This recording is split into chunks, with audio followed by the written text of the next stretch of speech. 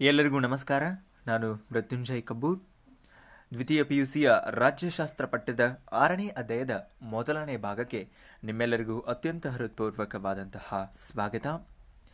6ನೇ ಅಧ್ಯಾಯ ಭಾರತ ರಾಜಕೀಯದ ನೂತನ ಪ್ರವೃತ್ತಿಗಳು ಅಂತ ಹೇಳಿ. ಈಗಾಗಲೇ ನಾವು 5ನೇ ಅಧ್ಯಾಯದಲ್ಲಿ ರಾಷ್ಟ್ರ ನಿರ್ಮಾಣ ಮತ್ತು ಅದಕ್ಕಿರುವಂತಹ ಸವಾಲುಗಳ ಬಗ್ಗೆ ಕೆಲವೊಂದಿಷ್ಟು ವಿಚಾರಗಳನ್ನು ಗಮನಿಸಿದ್ವಿ.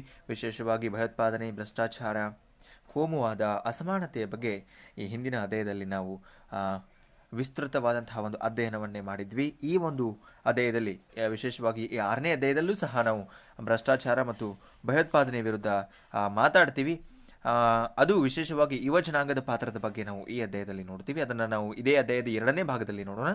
ಮೊದಲ ಭಾಗದಲ್ಲಿ ನಾವು ಭಾರತದ ರಾಜಕೀಯ ವ್ಯವಸ್ಥೆಯಲ್ಲಿ ಕೆಲವೊಂದಿಷ್ಟು ಹೊಸ ಆಯಾಮಗಳಾದಂತಹ ಸಮ್ಮಿಶ್ರ ಸರ್ಕಾರದ ಬಗ್ಗೆ, ಹಾಗೆ ಕೇಂದ್ರ ಮತ್ತು ರಾಜ್ಯಗಳ ಸಂಬಂಧಗಳಿಗೆ ಸಂಬಂಧಿಸಿದಂತಹ ಕೆಲವೊಂದಿಷ್ಟು ಆಯಾಮಗಳ ಬಗ್ಗೆ ಈ ಒಂದು ಮೊದಲ ಭಾಗದಲ್ಲಿ ನಾವು ನೋಡೋಣ. ಮತ್ತೆ ಇದೇ ಅಧ್ಯಾಯದ 2ನೇ ಭಾಗದಲ್ಲಿ ಅಸ್ಮಿತೆ ರಾಜಕೀಯದ ಬಗ್ಗೆ, ಹಾಗೆ ಭ್ರಷ್ಟಾಚಾರ, ಭಯೋತ್ಪಾದನೆ ವಿರುದ್ಧ ಯುವಜನತೆಯ ಬಗ್ಗೆ, ಕೆಲವೊಮ್ಮೆ ಯುವ ಜನತೆಯ ರಾಜಕೀಯದಲ್ಲಿ ಭಾಗವಹಿಸಲಿಕ್ಕಿರುವಂತಹ ತೊಡಕುಗಳ ಬಗ್ಗೆ, ಅವರ ಪಾತ್ರದ ಬಗ್ಗೆ ನಾವು ಇದೇ ಅಧ್ಯಾಯದ 2ನೇ ಭಾಗದಲ್ಲಿ ಮಾತಾಡೋಣ. ಇಲ್ಲಿ ಸಾಮಾನ್ಯವಾಗಿ ನಾನು ಮೊದಲನೇ ಭಾಗದಲ್ಲಿ ಡಿಸ್ಕಸ್ ಮಾಡಬೇಕು ಅಂತ ಅನ್ಕೊಂಡಿರುವಂತಹ ವಿಚಾರ ಅಂತಂದ್ರೆ ಬಹಳ ಪ್ರಮುಖವಾಗಿರುವಂಥದ್ದು ಸಮ್ಮಿಶ್ರ ಸರ್ಕಾರ ವ್ಯವಸ್ಥೆ ಬಗ್ಗೆ. ಸಮ್ಮಿಶ್ರ ಸರ್ಕಾರ ಅಂದ್ರೇನು, ಅದರ ಲಕ್ಷಣಗಳೇನು, ಅದರ ಉಪಯೋಗಗಳೇನು, ಅನಾನುಕೂಲಗಳೇನು ಅನ್ನುವಂತಹ ಕೆಲವೊಂದಿಷ್ಟು ವಿಚಾರಗಳ ಬಗ್ಗೆ ನಾವು ಇವತ್ತಿನ ಈ ಒಂದು ಸಂಚಿಕೆಯಲ್ಲಿ ನೋಡೋಣ. ವಿಶೇಷವಾಗಿ ಅದರ ಜೊತೆಗೆ ಕೇಂದ್ರ ಮತ್ತು ರಾಜ್ಯದ ಸಂಬಂಧಗಳಲ್ಲಿ ಆದಂತಹ ಕೆಲವೊಂದಿಷ್ಟು ಹೊಸ ಸುಧಾರಣೆಗಳೇನು, ಹಾಗೆ ಕೆಲವೊಂದಿಷ್ಟು ಆರ್ಥಿಕ ಆಗಿರಬಹುದು, ತುರ್ತು ಪರಿಸ್ಥಿತಿಗೆ ಸಂಬಂಧಪಟ್ಟಂತವಾಗಿರಬಹುದು, ಅಂತಾರಾಜ್ಯ ಸಂಬಂಧಗಳಾಗಿರಬಹುದು, ಇವುಗಳ ಬಗ್ಗೆ ನಾವು ಗಮನಿಸೋಣ. ಸಾಮಾನ್ಯವಾಗಿ ನಾವು ಸಮ್ಮಿಶ್ರ ಸರ್ಕಾರ ಅಂತ ಹೇಳಿ ಮಾತಾಡ್ತಿರ್ತೀವಿ. ಕರ್ನಾಟಕದಲ್ಲೂ ನೋಡಿದೀವಿ, ಭಾರತದಲ್ಲೂ ಆಗ್ಯಾವ, ಕೇಂದ್ರ ಮಟ್ಟದಲ್ಲೂ ಆಗ್ಯಾವ, ಆಮೇಲೆ ರಾಜ್ಯ ಮಟ್ಟದಲ್ಲೂ ಆಗ್ಯಾವ. ಸಮ್ಮಿಶ್ರ ಸರ್ಕಾರ ಅಂದ್ರೆ ಏನು ಅಂತಂದ್ರೆ 2-3 ಪಕ್ಷಗಳು ಸೇರಿ ಸರ್ಕಾರವನ್ನ ರಚನೆ ಮಾಡುವಂಥದ್ದು. ಈಗ ಎಲೆಕ್ಷನ್ ನಡೀತು ಅಂತಂದ್ರೆ ಕೆಲವೊಮ್ಮೆ ಎಲೆಕ್ಷನ್ನಾಗ ಯಾವುದೋ ಒಂದು ಪಕ್ಷಕ್ಕೂ ಸ್ಪಷ್ಟ ಬಹುಮತ ಸಿಗುವುದಿಲ್ಲ. ಅಂತಹ ಸಮಯದೊಳಗೆ 2-3 ಪಕ್ಷಗಳು ಸೇರ್ಕೊಂಡು ಮೈತ್ರಿಯನ್ನು ಮಾಡ್ಕೊಳ್ತಾವಲ್ಲ, ಅದನ್ನ ನಾವು ಸಮ್ಮಿಶ್ರ ಸರ್ಕಾರ ಅಂತ ಕರಿತೀವಿ. ಇಲ್ಲಿ ಒಂದೊಂದು ಪಕ್ಷದ ಸಿದ್ಧಾಂತ, ತತ್ವ, ಪ್ರತಿಪಾದನೆಗಳು ಬೇರೆ ಬೇರೆನೇ ಇರ್ತಾವ. ಆದ್ರೆ ಯಾವಾಗ ಸಮ್ಮಿಶ್ರ ಸರ್ಕಾರ ಅಸ್ತಿತ್ವಕ್ಕೆ ಬರ್ತೈತಲ್ಲ, ಆವಾಗ ಆ ಎಲ್ಲ ತಮ್ಮ ವೈಯಕ್ತಿಕ ಸಿದ್ಧಾಂತಗಳನ್ನ ಬದಿಗೊತ್ತಿ ಅಲ್ಲಿ ಸಾಮಾನ್ಯ ಕನಿಷ್ಠ ಕಾರ್ಯಕ್ರಮವನ್ನ ಅವರು ರೂಪಿಸ್ಕೊಳ್ತಾರೆ. ಅಂದ್ರೆ ಅದನ್ನ ಕಾಮನ್ ಮಿನಿಮಮ್ ಪ್ರೋಗ್ರಾಮ್ ಅಂತ ಕರೀತಾರೆ. ಅದನ್ನ ರೂಪಿಸ್ಕೊಂತಾರೆ.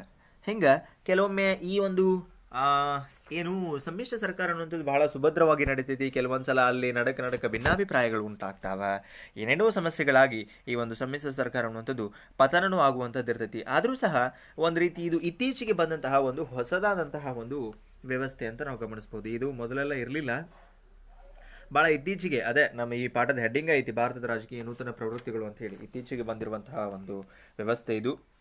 1937ರಿಂದ ಭಾರತ ವಿವಿಧ ಹಂತದೊಳಗ ಈ ಒಂದು ಸಮ್ಮಿಶ್ರ ವ್ಯವಸ್ಥೆಯ ಹಿನ್ನೆಲೆಯನ್ನ ಹೊಂದೈತಿ. ಹಿಂಗ ಬಹಳಷ್ಟು ಸಲ ಈ ಸಮ್ಮಿಶ್ರ ಸರ್ಕಾರಗಳು ರಚನೆಯಾಗಿರುವಂಥದ್ದನ್ನ ನಾವು ನೋಡೇವಿ. ಉದಾಹರಣೆಗೆ ಆಂತರಿಕ ತುರ್ತು ಪರಿಸ್ಥಿತಿ ಸಮಯದೊಳಗೆ 1975-77ರ ಸಮಯದೊಳಗ ಬಾಬು ಜಗಜೀವನ್ ರಾಮ್ ಆಗಿರಬಹುದು, ಲೋಕನಾಯಕ ಅಂತೇಳಿ ಖ್ಯಾತಿಯಾಗಿದ್ದಂತಹ ಜಯಪ್ರಕಾಶ್ ನಾರಾಯಣ್ ಆಗಿರಬಹುದು, ಮೊರಾರ್ಜಿ ದೇಸಾಯಿ, ಎ.ವಿ. ವಾಜಪೇಯಿ, ಅಡ್ವಾಣಿ ಇಂಥವರೆಲ್ಲ ಸೇರಿ ಒಂದೇ ವೇದಿಕೆಯೊಳಗೆ ಸೇರಿರ್ತಾರೆ. ತಮ್ಮ ರಾಜಕೀಯ ಅಸ್ಮಿತೆಯನ್ನು ಬದಿಗೊತ್ತಿ INC ಪ್ರಾಬಲ್ಯದ ವಿರುದ್ಧ ಹೋರಾಟ ಪ್ರಾರಂಭ ಮಾಡಿದ್ರು. ಅಲ್ಲಿವರೆಗೂ ಏನಾಗಿತ್ತು, ಏಕಪಕ್ಷ ಪ್ರಾಬಲ್ಯ ಅಂತ ಕರಿತೀವಿ ನಾವು. ರಾಷ್ಟ್ರೀಯ ಕಾಂಗ್ರೆಸ್ನದು ಅದು ಅಸ್ತಿತ್ವಕ್ಕೆ ಬಂದಾಗಿನಿಂದ ಸುಮಾರು ಒಂದು ಏನು ಸ್ವಾತಂತ್ರ್ಯ ಸಿಕ್ಕ ಒಂದು 40 ವರ್ಷ ಆದ್ರೂ ಅದರ ಒಂದು ಅಸ್ತಿತ್ವ ಅನ್ನುವಂಥದ್ದು ಇತ್ತು. ಅಂದ್ರೆ ಒಟ್ಟಾರೆ ಅದು ಯಾವುದೋ ಪಕ್ಷನ ಗೆದ್ದಿರಲಿಲ್ಲ, ಬರೀ ಅದೊಂದೇ ಪಕ್ಷ ಇತ್ತು. ಹಾಗಾಗಿ 1977ರ ಸಾರ್ವತ್ರಿಕ ಚುನಾವಣೆ ಒಳಗ ಜನತಾ ಪಕ್ಷ ಗೆಲುವು ಸಾಧಿಸಿತು. ಮೊರಾರ್ಜಿ ದೇಸಾಯಿ ಅವರು ಪ್ರಧಾನಮಂತ್ರಿ ಆದ್ರು. ಅವಾಗ ಮೊಟ್ಟ ಮೊದಲ ಬಾರಿಗೆ ಸಮ್ಮಿಶ್ರ ಸರ್ಕಾರ ಅಸ್ತಿತ್ವಕ್ಕೆ ಬಂದ. ಅಂದ್ರೆ ಇವರೆಲ್ಲ ಒಂದುಗೂಡಿ ಗೆಲ್ಲಬೇಕು, ನಾವೆಲ್ಲ ಒಂದುಗೂಡಿದ್ರಾದ್ರೂ ಆ ಒಂದು ಸರ್ಕಾರವನ್ನು ಸೋಲಿಸಬಹುದು ಅಥವಾ ಆ ಪಕ್ಷವನ್ನು ಸೋಲಿಸಬಹುದು ಅನ್ನುವಂತಹ ಒಂದು ನಿರ್ಣಯಕ್ಕೆ ಬಂದಿದ್ರು. ಹಾಗಾಗಿ 1977ರೊಳಗ ಪ್ರಥಮ ಸಮ್ಮಿಶ್ರ ಸರ್ಕಾರ ರಚನೆ ಆಗಿದ್ದು ಅಂತಂದ್ರೆ ಅದು ಮೊರಾರ್ಜಿ ದೇಸಾಯಿ ಅವರ ನೇತೃತ್ವದೊಳಗ. ಅದರ ಜೊತೆಗೆ 1989ರೊಳಗೂ ಸಹ ಮತ್ತೊಮ್ಮೆ ಸಮ್ಮಿಶ್ರ ಸರ್ಕಾರ ರಚನೆ ಆಯಿತು. ಹಾಗೆ ನಮ್ಮ ಕರ್ನಾಟಕದವರೇ ಪ್ರಧಾನಮಂತ್ರಿ ಆದಂತಹ ದೇವೇಗೌಡ ಅವರ ನೇತೃತ್ವದೊಳಗ 1996ರೊಳಗ ಇದು ಸಮ್ಮಿಶ್ರ ಸರ್ಕಾರ ರಚನೆ ಆಯಿತು. ವಾಜಪೇಯಿ ಅವರ ನೇತೃತ್ವದೊಳಗೆ ಹಿಂಗ ಬಹಳ ಸಲ ಈ ಸಮ್ಮಿಶ್ರ ಸರ್ಕಾರ ಅನ್ನುವಂಥದ್ದು ರಚನೆ ಆಯಿತು. ಒಟ್ಟಾರೆ ಉದ್ದೇಶ ಏನು, ಏಕಪಕ್ಷ ಪ್ರಾಬಲ್ಯವನ್ನ ಅಲ್ಲಿಗೆ ಮಟ್ಟ ಹಾಕಬೇಕು ಅನ್ನುವಂಥದ್ದು ಪ್ರಾರಂಭಿಕ ಒಂದು ನಿಲುವಾಗಿತ್ತು ಸಮ್ಮಿಶ್ರ ಸರ್ಕಾರದ್ದು ಅನ್ನೋದನ್ನ ನಾವಿಲ್ಲಿ ಗಮನಿಸಬೇಕು. ಇನ್ನು ಈ ಸಮ್ಮಿಶ್ರ ಸರ್ಕಾರ ಅಂದ್ರೆ ನಾವು ಇದನ್ನ ಇಂಗ್ಲಿಷ್ ಒಳಗೆ ಕೊಯ್ಲಿಷನ್ ಅಂತ ಕರಿತೇವೆ. ಇದು ಲ್ಯಾಟಿನ್ ಭಾಷೆಯ ಕೋ ಮತ್ತು ಅಲೇಶಿಯರ್ ಅನ್ನುವಂತಹ 2 ಪದಗಳಿಂದ ಹುಟ್ಕೊಂಡೈತಿ. ಇದು ಪಕ್ಷಗಳ ಒಂದುಗೂಡುವಿಕೆ ಅಥವಾ ಪಕ್ಷಗಳ ಒಕ್ಕೂಟ ಅನ್ನುವಂಥ ಅರ್ಥವನ್ನ ಕೊಡ್ತೈತಿ. ಅಂದ್ರೆ ಕೋ ಅಂತಂದ್ರೆ ಒಟ್ಟಿಗೆ, ಅಲೇಸಿಯರ್ ಅಂತಂದ್ರೆ ಬೆಳೆಯುವುದು, ಒಟ್ಟಿಗೆ ಬೆಳೆಯುವುದು ಅನ್ನುವಂತಹ ಅರ್ಥವನ್ನ ಈ ಕೊಯ್ಲಿಷನ್ ಅನ್ನುವಂಥದ್ದು ಕೊಡ್ತೈತಿ, ಅಂದ್ರೆ ಸಮ್ಮಿಶ್ರ. ಇಲ್ಲಿ FA ಆಗ ಅವರು ಒಂದು ವಾಕ್ಯವನ್ನ ಹೇಳ್ತಾರ, ಏನು ಅಂತಂದ್ರ ವಿವಿಧ ರಾಜಕೀಯ ಪಕ್ಷಗಳ ಸದಸ್ಯರು ಒಂದುಗೂಡಿ ಸರ್ಕಾರ ಅಥವಾ ಮಂತ್ರಿಮಂಡಲವನ್ನ ರಚನೆ ಮಾಡುವಂತಹ ಒಂದು ವ್ಯವಸ್ಥೆಯನ್ನ ನಾವು ಸಮ್ಮಿಶ್ರ ಸರ್ಕಾರ ಅಂತ ಕರಿಬಹುದು. ಅಂದ್ರೆ ಒಟ್ಟಾರೆಯಾಗಿ ನಾನು ಆಗ್ಲೇ ಹೇಳ್ದಂಗ ಬೇರೆ ಬೇರೆ ರಾಜಕೀಯ ಪಕ್ಷಗಳು ಒಂದು ಕಡೆ ಸೇರಿ ಸ್ಪಷ್ಟ ಬಹುಮತ ಸಿಗದೇ ಇದ್ದಾಗ ಆಳ್ವಿಕೆಯನ್ನು ನಡೆಸುವಂತಹ ಒಂದು ವ್ಯವಸ್ಥೆಯನ್ನ ನಾವು ಸಮ್ಮಿಶ್ರ ಸರ್ಕಾರ ಅಂತ ಕರಿಬಹುದು. ಕೆಲವೊಮ್ಮೆ ಚುನಾವಣೆಗಿಂತ ಮೊದಲ ಸಮ್ಮಿಶ್ರಗಳ ಏನು ಸರ್ಕಾರಗಳು ಕಮಿಟ್ ಆಗಿರ್ತಾವ, ಅಂದ್ರೆ ಒಂದು 4-5 ಪಕ್ಷಗಳು ಸೇರಿ ಇಲ್ಲ ನಾವು ಈ ವರ್ಷ ಗೆಲುವು ಸಾಧಿಸಬೇಕು ಅಂತ ಹೇಳಿ ಅವಾಗನ ಕೆಲವೊಮ್ಮೆ ಚುನಾವಣಾ ಪೂರ್ವ ಅಂದ್ರೆ ಚುನಾವಣೆಗೂ ಮುಂಚೆನ ಅವರೆಲ್ಲ ಒಂದುಗೂಡಿದ್ರು ಅಂತಂದ್ರೆ ಅದನ್ನ ನಾವು ಚುನಾವಣಾ ಪೂರ್ವ ಮೈತ್ರಿ ಅಂತ ಕರಿತೀವಿ. ಕೆಲವೊಮ್ಮೆ ಎಲೆಕ್ಷನ್ ಆಗಿ ರಿಸಲ್ಟ್ ಬಂದ ಮೇಲೆ ಒಂದು 4-5 ಪಕ್ಷಗಳು ಸೇರಿ ಸರ್ಕಾರವನ್ನು ರಚನೆ ಮಾಡಕ್ ಹೋಗ್ತಾವ, ಅದನ್ನ ನಾವು ಚುನಾವಣೋತ್ತರ ಮೈತ್ರಿ ಅಂತ ಕರಿತೀವಿ. ಹಿಂಗ 2 ರೀತಿಯಾದಂತಹ ಇಲ್ಲಿ ಮೈತ್ರಿಗಳನ್ನ ಅಥವಾ ಈ ಸಮ್ಮಿಶ್ರ ವ್ಯವಸ್ಥೆಯನ್ನ ನಾವು ಕಾಣಬಹುದು. ಇನ್ನ ಈ ಸಮ್ಮಿಶ್ರ ಸರ್ಕಾರ ಕೆಲವೊಂದು ಲಕ್ಷಣಗಳನ್ನ ಹೊಂದೈತಿ. ಯಾವ್ಯಾವು ಅಂತಂದ್ರ ಸಮ್ಮಿಶ್ರ ಸರ್ಕಾರ ಅನ್ನುವಂಥದ್ದು ಒಂದೇ ಪಕ್ಷ ಅಸ್ತಿತ್ವದೊಳಗಿದ್ರೆ ಸಮ್ಮಿಶ್ರ ಸರ್ಕಾರ ಕಂಡು ಬರಕ್ ಸಾಧ್ಯನೇ ಇಲ್ಲ. ಯಾಕಂದ್ರೆ ಇರೋದ ಒಂದೇ ಪಕ್ಷ ಅಂತಂದ್ರೆ ಅಲ್ಲಿ ಬೇರೆ ಬೇರೆ ಪಕ್ಷದ ಅಸ್ತಿತ್ವನೇ ಇರುವುದಿಲ್ಲ. ಹಾಗಾಗಿ ಈ ಸಮ್ಮಿಶ್ರ ಸರ್ಕಾರ ಕಂಡು ಬರುವುದು ಎಲ್ಲಿ ಅಂತಂದ್ರೆ ಬಹುಪಕ್ಷ ಪದ್ಧತಿಯೊಳಗೆ ಮಾತ್ರ. ಭಾರತವನ್ನ ನಾವು ಬಹುಪಕ್ಷ ಪದ್ಧತಿ ರಾಷ್ಟ್ರ ಅಂತ ಕರಿತೀವಿ. ಹಾಗಾಗಿ ಭಾರತದೊಳಗ ಈ ಸಮ್ಮಿಶ್ರ ಸರ್ಕಾರ ವ್ಯವಸ್ಥೆ ಐತಿ. ಮತ್ತೆ ಇದೊಂದು ಪ್ರಜಾಸತ್ತಾತ್ಮಕ ವ್ಯವಸ್ಥೆ. ಹೌದು, ಇದು ಪ್ರಜಾಸತ್ತಾತ್ಮಕ ವ್ಯವಸ್ಥೆ. ಯಾಕಂತಂದ್ರೆ ಇಲ್ಲಿ ಎಲ್ಲರಿಗೂ ಅಧಿಕಾರವನ್ನ ಚಲಾಯಿಸುವಂತಹ ಅಥವಾ ಎಲ್ಲರಿಗೂ ಆಳ್ವಿಕೆ ಮಾಡುವಂತಹ ಅಧಿಕಾರ ಐತಿ ಅಂತಂದ್ಮೇಲೆ ಎಲ್ಲರೂ ಸೇರಿ ಆಳ್ವಿಕೆ ಮಾಡಿದ್ರು ಅಂತಂದ್ರೆ ಅವ್ರಿಗೂ ಅಧಿಕಾರದ ವಿಕೇಂದ್ರೀಕರಣ ನಮ್ಮ ಪ್ರಜಾಪ್ರಭುತ್ವದ ಮೂಲ ಆಶಯ. ಹಾಗಾಗಿ ಇದು ಒಂದು ಪ್ರಜಾಸತ್ತಾತ್ಮಕ ವ್ಯವಸ್ಥೆ. ಹಾಗೆ ನಾನು ಆಗ್ಲೇ ಹೇಳ್ದಂಗೆ ಇದೊಂದು ಚುನಾವಣಾ ಪೂರ್ವ ಅಥವಾ ಚುನಾವಣೋತ್ತರ ವ್ಯವಸ್ಥೆ ಆಗೈತಿ. ಕನಿಷ್ಠ ಸಾಮಾನ್ಯ ಕಾರ್ಯಕ್ರಮವನ್ನ ರಾಜ್ಯದಲ್ಲಿ ಆಡಳಿತದಲ್ಲಿ ತರಬೇಕು ಅಂತ ಬಯಸ್ತಾವ ಸರ್ಕಾರಗಳು. ಹಾಗೆ ತುರ್ತಿನ ಸಂದರ್ಭದೊಳಗೆ ರಾಷ್ಟ್ರೀಯ ಸರ್ಕಾರದೊಳಗೆ ಸಮ್ಮಿಶ್ರ ವ್ಯವಸ್ಥೆಯ ಮೂಲಕ ರಚನೆಯನ್ನ ಮಾಡ್ತಾರ. ಜೊತೆಗೆ ಸ್ವತಂತ್ರವಾಗಿ ನಿರ್ಧಾರಗಳನ್ನ ಕೈಗೊಳ್ಳಿಕ್ಕೆ ಸಾಧ್ಯ ಆಗುದಿಲ್ಲ. ಯಾಕಂದ್ರೆ ಇಲ್ಲಿ 3-4 ಪಕ್ಷಗಳು ಇರುವುದರಿಂದ ಎಲ್ಲರೂ ಅಭಿಪ್ರಾಯಗಳು ಬೇರೆ ಬೇರೆನೇ ಇರ್ತಾವ. ಹಾಗಾಗಿ ಒಬ್ಬರ ಒಂದೇ ಅಧಿಕಾರ ಅಥವಾ ಒಂದೇ ಒಂದು ನಿರ್ಣಯವನ್ನು ತೆಗೆದುಕೊಳ್ಬೇಕು ಅಂತಂದ್ರೆ ಅದು ಸಾಧ್ಯ ಆಗಿರಂಗಿಲ್ಲ. ಆಮೇಲೆ ಜೊತೆಗೆ ಬಹಳ ಸಾಮಾನ್ಯವಾಗಿ ನಾವು ಮಾತಾಡುವಂಗೆ ಇದು ಅಸ್ಥಿರತೆಯಿಂದ ಕೂಡಿರ್ತದೆ ಸರ್ಕಾರ.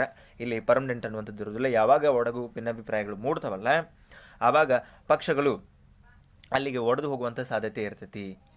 ಹಾಗೆ ಸರ್ಕಾರದ ಮುಖ್ಯಸ್ಥರು ಯಾರು ಆಗ್ತೀನಿ ಅಂತ ಬಯಸ್ತಾರಲ್ಲ ಅವರು ಎಲ್ಲರ ಕಡೆಯಿಂದನೂ ಒಂದು ರೀತಿ ಸರ್ವಸಮ್ಮತ ವ್ಯಕ್ತಿಯಾಗಿರಬೇಕು. ಅಂದಾಗ ಮಾತ್ರ ಸರ್ಕಾರ ಸುಲಭವಾಗಿ ನಡೀತೈತಿ. ಹಿಂಗ ಕೆಲವೊಂದಿಷ್ಟು ಲಕ್ಷಣಗಳನ್ನ ಈ ಒಂದು ಸಮ್ಮಿಶ್ರ ಸರ್ಕಾರ ಹೊಂದೈತಿ.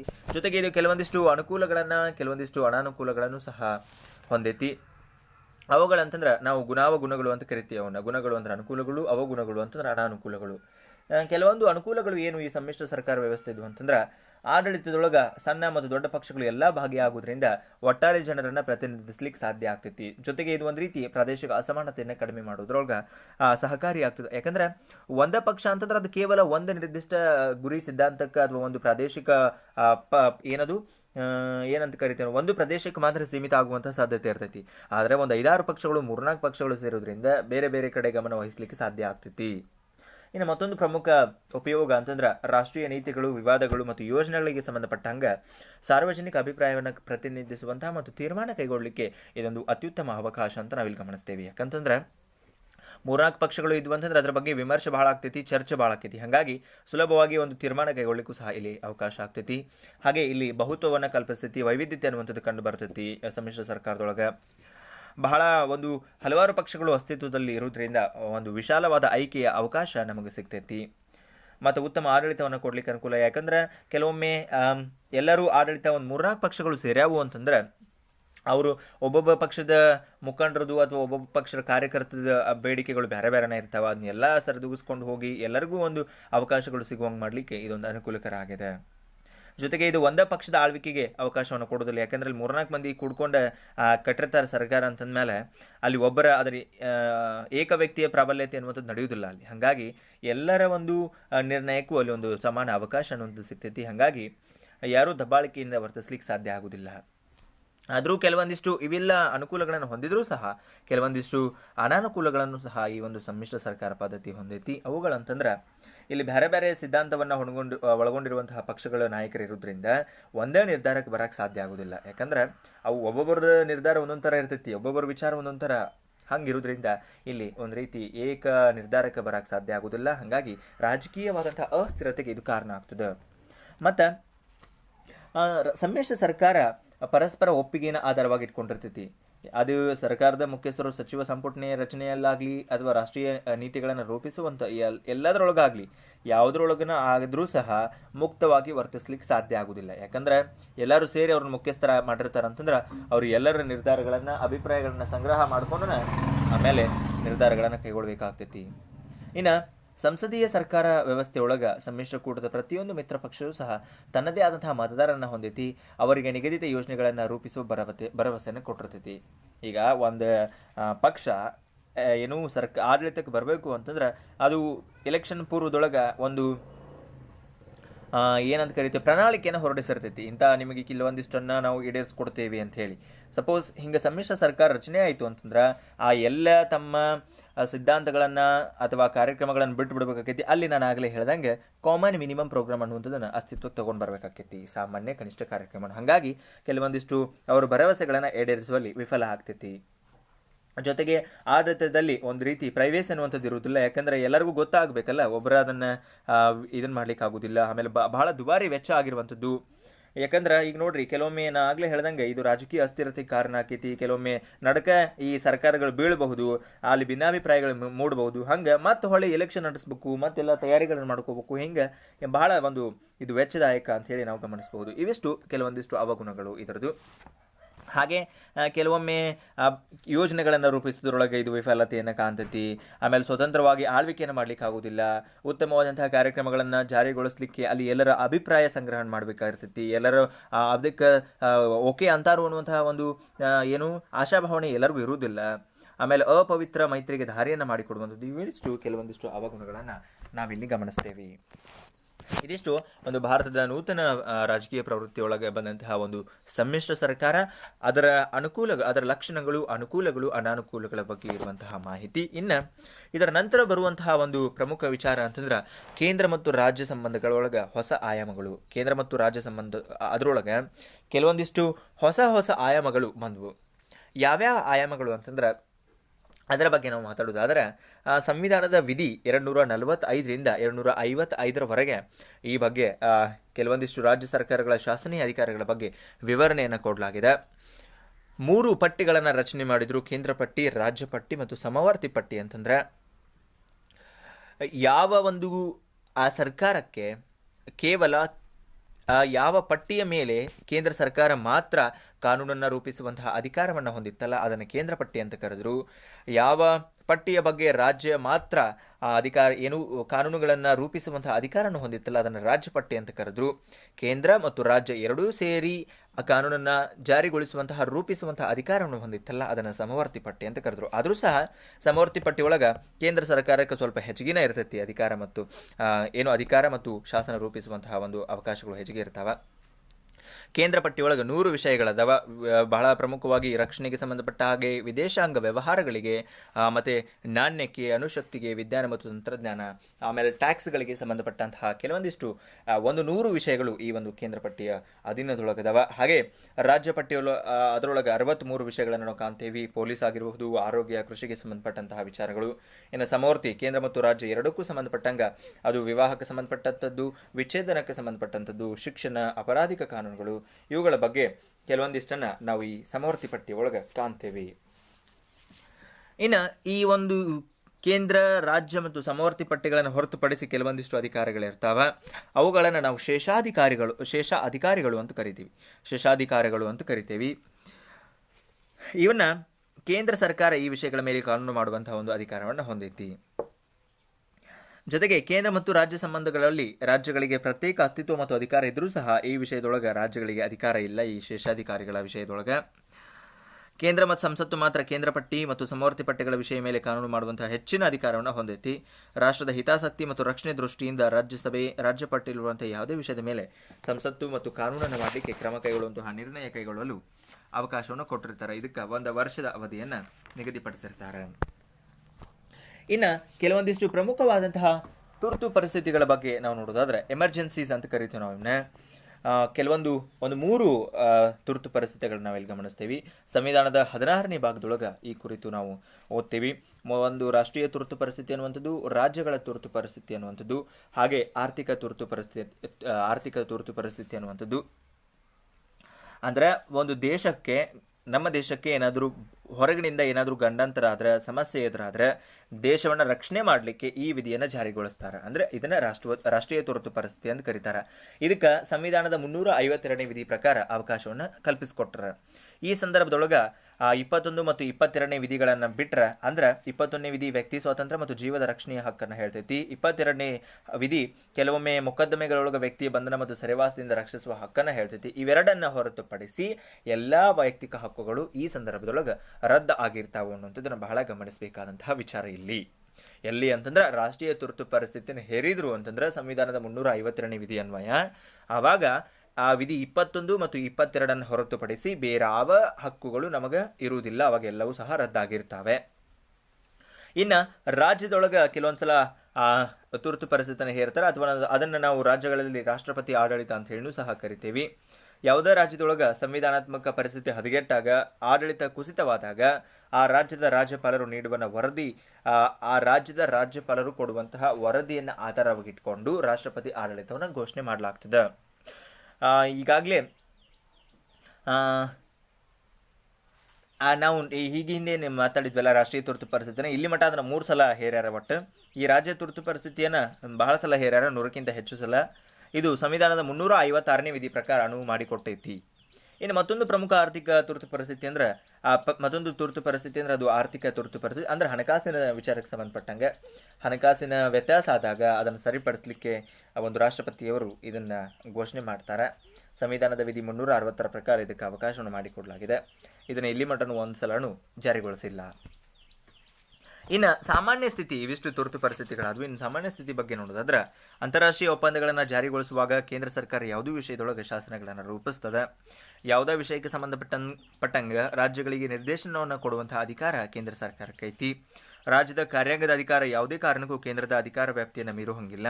ರಾಷ್ಟ್ರದ ಹಿತಾಸಕ್ತಿ ರಕ್ಷಣೆ ದೃಷ್ಟಿಯಿಂದ ರಾಜ್ಯಗಳು ರೈಲ್ವೆ, ಆಸ್ತಿ, ಸಂಪರ್ಕ ಮತ್ತು ಸಾರಿಗೆ ವ್ಯವಸ್ಥೆಯೊಳಗ ಕೇಂದ್ರ ಸರ್ಕಾರದ ಜೊತೆ ಸಹಕಾರವನ್ನು ಇಟ್ಕೋಬೇಕಾಗ್ತೈತಿ. ಪರಿಶಿಷ್ಟ ಜಾತಿ ಮತ್ತು ವರ್ಗಗಳ ಕಲ್ಯಾಣಕ್ಕೆ ರಾಜ್ಯಗಳು ಬದ್ಧ ಆಗಿರಬೇಕು ಅನ್ನುವಂಥದ್ದು, ಹಾಗೆ ಹಿಂದಿ ಭಾಷೆಯ ಅಭಿವೃದ್ಧಿಗೆ ರಾಜ್ಯಗಳು ಬದ್ಧ ಆಗಿರಬೇಕು ಅನ್ನುವಂಥದ್ದು ಕೆಲವೊಂದಿಷ್ಟು ಈ ಸಾಮಾನ್ಯ ಸ್ಥಿತಿಯಲ್ಲಿ ಬರುವಂತಹ ವಿಚಾರಗಳು. ಇವಿಷ್ಟು ಕೆಲವೊಂದಿಷ್ಟು ಪ್ರಮುಖವಾದಂತಹ ಕೆಲವೊಂದಿಷ್ಟು ಹೊಸ ಆಯಾಮಗಳಾದವು ಕೇಂದ್ರ ಮತ್ತು ರಾಜ್ಯ ಸಂಬಂಧಗಳಲ್ಲಿ, ಅಂದ್ರೆ ಶಾಸನಕ್ಕೆ ಸಂಬಂಧಪಟ್ಟಂತಹ ಕೆಲವೊಂದಿಷ್ಟು. ಇನ್ನು ಆಡಳಿತಾತ್ಮಕ ಸಂಬಂಧಗಳ ಬಗ್ಗೆ ನಾವು ನೋಡೋದಾದ್ರೆ, ಸಂವಿಧಾನದ ವಿಧಿ 256ರಿಂದ 261ರವರೆಗೂ ಸಹ ಆಡಳಿತಾತ್ಮಕ ಸಂಬಂಧಗಳ ಬಗ್ಗೆ ವಿವರಣೆಯನ್ನು ನಾವು ಸಂವಿಧಾನದೊಳಗೆ ಕಾಣ್ತೀವಿ. ಭಾರತದ ಈ ಒಂದು ಪ್ರಮುಖವಾದಂತಹ ವಿಚಾರಗಳನ್ನು ಇಲ್ಲಿ ನಾವು ನೋಡೋದಾದ್ರೆ, ಪ್ರಮುಖ ಅಂಶಗಳನ್ನು ನೋಡೋದಾದ್ರೆ, ರಾಜ್ಯಪಾಲರು ಮತ್ತು ಅಧಿಕಾರಿಗಳ ನೇಮಕ ಮಾಡುವಂಥದ್ದು. ಅಂದ್ರೆ ಭಾರತದ ರಾಷ್ಟ್ರಪತಿಯವರು ಎಲ್ಲ ರಾಜ್ಯಗಳಿಗೆ ಮತ್ತು ಕೇಂದ್ರಾಡಳಿತ ಪ್ರದೇಶಗಳಿಗೆ ರಾಜ್ಯಪಾಲರನ್ನ, ಉಪರಾಜ್ಯಪಾಲರನ್ನ ಮತ್ತು ಆಡಳಿತದ ಅಧಿಕಾರಿಗಳನ್ನ ನೇಮಕ ಮಾಡುವಂತಹ ಒಂದು ಅಧಿಕಾರವನ್ನು ಹೊಂದ್ಯಾರ ಈ ಆಡಳಿತಾತ್ಮಕ ಸಂಬಂಧದ ಅಧೀನದೊಳಗ. ಇನ್ನು ಮತ್ತ ಪ್ರಮುಖವಾದಂತಹ ಒಂದು ಕಾರ್ಯ ಅಂತಂದ್ರೆ, ದೇಶದ ಸರ್ವೋನ್ನತ ನ್ಯಾಯಾಲಯ ಅಂದ್ರೆ ಸುಪ್ರೀಂ ಕೋರ್ಟ್ ಮತ್ತು ಹೈಕೋರ್ಟಿಗೆ ಮುಖ್ಯ ನ್ಯಾಯಾಧೀಶರನ್ನ ಮತ್ತು ನ್ಯಾಯಾಧೀಶರನ್ನ ನೇಮಕ ಮಾಡುವಂತಹ ಅಧಿಕಾರವನ್ನ ರಾಷ್ಟ್ರಪತಿಯವರು ಹೊಂದ್ಯಾರ. ಹಾಗೆ ರಾಷ್ಟ್ರಪತಿ ಆಡಳಿತದ ಸಂದರ್ಭದೊಳಗ ರಾಜ್ಯದ ಮಸೂದೆಗಳಿಗೆ ರಾಷ್ಟ್ರಪತಿಯವರ ಒಂದು ಸಹಿ ಕಂಪಲ್ಸರಿ ಆಗಿರ್ತದೆ. ಕೇಂದ್ರ ಮತ್ತು ರಾಜ್ಯಗಳೊಳಗ ಕಾರ್ಯನಿರ್ವಹಿಸಲಿಕ್ಕೆ ಅಖಿಲ ಭಾರತ ಸೇವೆಗಳಿಗೆ ಸೇರಿದಂತಹ ಅಧಿಕಾರಿಗಳು ಆಯ್ಕೆ, ತರಬೇತಿ, ನೇಮಕ ಮತ್ತು ಶಿಸ್ತು ಕ್ರಮಗಳಿಗೆ ಸಂಬಂಧಪಟ್ಟಂಗ ಕೇಂದ್ರ ಸರ್ಕಾರದ ಅಧಿಕಾರ ವ್ಯಾಪ್ತಿಗೆ ಒಳಪಡ್ತಾರೆ. ಅಗತ್ಯವೆನಿಸಿದಾಗ ದೇಶದಲ್ಲಿ ಕಾನೂನು ಮತ್ತು ಸುವ್ಯವಸ್ಥೆ, ರಾಷ್ಟ್ರೀಯ ಏಕತೆಯ ರಕ್ಷಣೆ, ಸಾರಿಗೆ, ಸಂಪರ್ಕ, ರಾಷ್ಟ್ರೀಯ ಹೆದ್ದಾರಿ ಈ ಎಲ್ಲವುಗಳಿಗೆ ಸಂಬಂಧಪಟ್ಟ ಹಾಗೆ ಕೇಂದ್ರ ಸರ್ಕಾರ ಸೂಕ್ತ ಆದೇಶಗಳನ್ನು ಕೊಡುವಂತಹ ಅಧಿಕಾರವನ್ನು ಸಹ ಹೊಂದೈತಿ. ಇನ್ನು ಮತ್ತೆ ಪ್ರಮುಖವಾಗಿ ಕೇಂದ್ರ ಸರ್ಕಾರ ಒಂದು ಕಾಯ್ದೆಯನ್ನು ಅಂಗೀಕರಿಸುವ ಮೂಲಕ ರಾಜ್ಯಗಳ ಸಮ್ಮತಿ ಪಡೆದು ಅಥವಾ ಪಡೆಯದೆ ತನ್ನ ಅಧಿಕಾರವನ್ನು ರಾಜ್ಯಗಳಿಗೆ ನಿಯೋಜನೆ ಮಾಡುವ ಅಧಿಕಾರವನ್ನು ಹೊಂದೈತಿ. ವಿಧಿ 301ರಿಂದ 305ರಲ್ಲಿ ರಾಜ್ಯಗಳ ಸೌಹಾರ್ದಯುತ ಸಂಬಂಧಗಳನ್ನು ಕಾಯ್ದುಕೊಳ್ಳುವ ಅಂತಾರಾಜ್ಯ ವಾಣಿಜ್ಯ ಆಯೋಗವನ್ನು ನೇಮಕ ಮಾಡುವಂತಹ ಅಧಿಕಾರ ಈ ಕೇಂದ್ರ ಒಂದು ಸಂಸತ್ತಿಗೆ ಐತಿ. ಇನ್ನು ದೇಶದ ತೀವ್ರತರ ಮತ್ತು ಸಮತೋಲಿತ ಪ್ರಗತಿಯನ್ನು ಕಾಪಾಡಿಕೊಳ್ಳಿಕ್ಕೆ ರಾಷ್ಟ್ರೀಯ ಅಭಿವೃದ್ಧಿ ಮಂಡಳಿಯನ್ನು ಸ್ಥಾಪನೆ ಮಾಡಿರುವಂಥದ್ದು ಈ ಒಂದು ಪ್ರಮುಖ ಆಡಳಿತಾತ್ಮಕ ಸಂಬಂಧದೊಳಗೆ ಬರುವಂಥದ್ದು. ಹಾಗೆ 1961ರೊಳಗ ರಾಷ್ಟ್ರೀಯ ಐಕ್ಯತಾ ಮಂಡಳಿಯನ್ನ ಸ್ಥಾಪನೆ ಮಾಡಿರುವಂಥದ್ದು.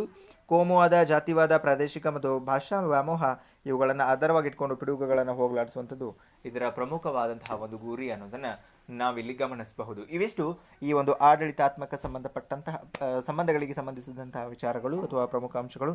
ಇನ್ನು ಕೆಲವೊಂದಿಷ್ಟು ಆರ್ಥಿಕ ಸಂಬಂಧಗಳನ್ನ ನೋಡೋದಾದ್ರೆ, ಈಗ ಹೊಸದಾಗಿ ಬಂದಂತಹ ಕೆಲವೊಂದಿಷ್ಟು ಆರ್ಥಿಕ ಸಂಬಂಧಗಳ ಬಗ್ಗೆ ನಾವು ನೋಡೋದಾದ್ರೆ, ಇಲ್ಲಿ 264ರಿಂದ 267ನೇ ವಿಧಿವರೆಗೆ ಈ ಒಂದು ಆರ್ಥಿಕ ಸಂಬಂಧಗಳಿಗೆ ಸಂಬಂಧಪಟ್ಟಂತಹ ಅವಕಾಶಗಳನ್ನು ಕಲ್ಪಿಸಿಕೊಡಲಾಗಿದೆ.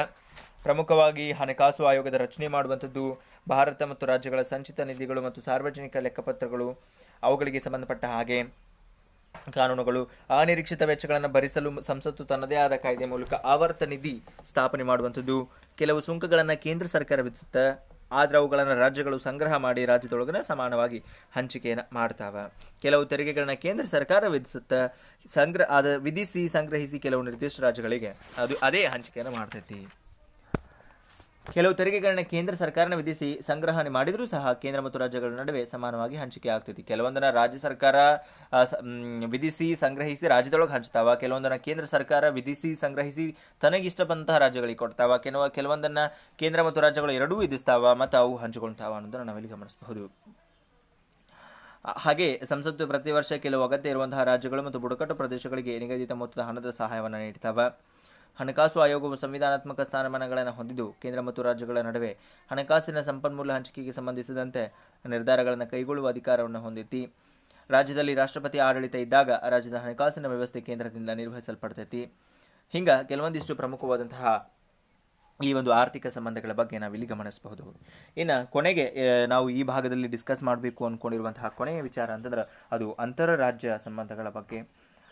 ಸಂವಿಧಾನದ ವಿಧಿ 261 ಸಬ್ ಕ್ಲಾಸ್ 1 ಪ್ರಕಾರ ಭಾರತದಾದ್ಯಂತ ತನ್ನ ಬದ್ಧತೆಯನ್ನು ವ್ಯಕ್ತಪಡಿಸುತ್ತದೆ. ಕೇಂದ್ರ ಮತ್ತು ರಾಜ್ಯಗಳ ನ್ಯಾಯಿಕ ಕಾರ್ಯಗಳು, ಸಾರ್ವಜನಿಕ ಕೆಲಸಗಳು ಮತ್ತು ದಾಖಲೆಗಳಿಗೆ ಸಂಬಂಧಪಟ್ಟ ಹಾಗೆ ಅವಕಾಶಗಳನ್ನು ಈ ಒಂದು ಅಂತರರಾಜ್ಯ ಸಂಬಂಧದಲ್ಲಿ ಕಲ್ಪಿಸಿಕೊಟ್ಟಾರೆ. ಹಾಗೆ ಇಲ್ಲಿ ಕೆಲವೊಂದಿಷ್ಟು ನದಿ ನೀರಿನ ಹಂಚಿಕೆಗೆ ಸಂಬಂಧಪಟ್ಟಂತಹ ಸಮಸ್ಯೆಗಳಿರ್ಬೋದು. ಸಂಸತ್ತು ಕಾನೂನನ್ನು ರಚಿಸಿ ಅವುಗಳಿಗೆ ಸಂಬಂಧಪಟ್ಟ ಹಾಗೆ ಅಂತರರಾಜ್ಯ ಜಲ ಸಮಸ್ಯೆಗಳ ಕಾಯ್ದೆ 1956ರಂತೆ ಒಂದು ಪ್ರಾಧಿಕಾರವನ್ನು ಸಹ ರಚನೆ ಮಾಡೈತಿ. ಸಮಸ್ಯೆಗಳ ಪರಿಹಾರಕ್ಕೆ ಸಂಬಂಧಪಟ್ಟ ಹಾಗೆ ರಾಜ್ಯ ಮಂಡಳಿಗಳನ್ನು ರಚಿಸುವಂತಹ ಅಧಿಕಾರ ರಾಷ್ಟ್ರಪತಿಯವರಿಗೈತಿ. ಅವುಗಳಂತಂದ್ರೆ ಕೇಂದ್ರೀಯ ಆರೋಗ್ಯ ಸಮಿತಿ ಆಗಿರಬಹುದು, ಸ್ಥಳೀಯ ಸರ್ಕಾರಗಳ ಕೇಂದ್ರೀಯ ಸಮಿತಿ, ಇವೆಲ್ಲವುಗಳನ್ನು ರಾಷ್ಟ್ರಪತಿಯವರು ರಚನೆ ಮಾಡ್ತಾರೆ. ಹಿಂಗ ಕೆಲವೊಂದಿಷ್ಟು ಪ್ರಮುಖವಾದಂತಹ ಅಂತಾರಾಜ್ಯ ಸಂಬಂಧಗಳ ಬಗ್ಗೆ ನಾವಿಲ್ಲಿ ಗಮನಿಸಬಹುದು. ಇದಿಷ್ಟು ಈ ಒಂದು ಏನು ಭಾರತದ ರಾಜಕೀಯ ಕೆಲವೊಂದಿಷ್ಟು ನೂತನ ಪ್ರವೃತ್ತಿಯೊಳಗೆ ಕೇಂದ್ರ ಮತ್ತು ರಾಜ್ಯ ಸರ್ಕಾರಕ್ಕೆ ಸಂಬಂಧಪಟ್ಟಂತಹ ಕೆಲವೊಂದು ಸಂಬಂಧಗಳ ಬಗ್ಗೆ ನಾವು ಇಷ್ಟೊತ್ತು ಮಾತಾಡಿದ್ವಿ. ಇನ್ನು ಇದೇ ಅಧ್ಯಾಯದ ಮುಂದಿನ ಭಾಗದಲ್ಲಿ ನಾವು ಅಸ್ಮಿತೆ ರಾಜಕೀಯ ಅದರ ಬಗ್ಗೆ, ಹಾಗೆ ಭಾರತದಲ್ಲಿ ಯುವ ನಾಯಕತ್ವದ ಬಗ್ಗೆ, ಭ್ರಷ್ಟಾಚಾರದ ಬಗ್ಗೆ, ಯುವಜನತೆ, ಭಯೋತ್ಪಾದನೆ ಬಗ್ಗೆ, ಯುವಜನತೆಯ ಬಗ್ಗೆ ಮುಂದಿನ ಭಾಗದಲ್ಲಿ ಮಾತಾಡೋಣ. ಮತ್ತೆ ಮುಂದಿನ ಭಾಗದಲ್ಲಿ ಮತ್ತೆ ನಿಮ್ಮೆಲ್ಲರನ್ನು ಭೇಟಿ ಮಾಡ್ತೀನಿ. ಧನ್ಯವಾದಗಳು.